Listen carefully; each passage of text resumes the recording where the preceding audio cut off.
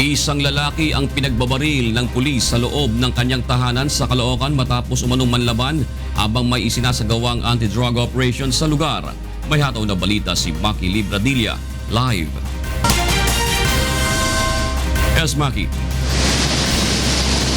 Yes, June, sa loob na nga ng kanyang bahay, binawian ng buhay ang isang lalaki matapos ang sinagawang drug operation ng mga pulis sa Barangay 69.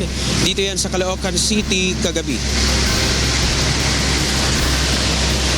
Ayon sa otoridad, nanlaban ng sospek matapos nitong paputukan ang mga pulis gamit ang kanyang kalibre 38 na baril. Patay ang sospek matapos itong magtamo ng mga tama ng bala sa katawan ayon sa North Police District Soco. Nagduloksa naman ang mga kaanak ng nangyari sa sospek.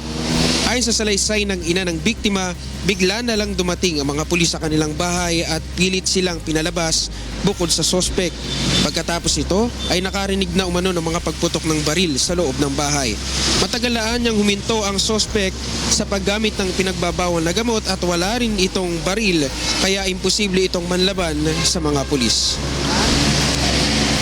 Yan mo ng latest, balik sa iyo, Jun. Maraming salamat, Maki Libradilla.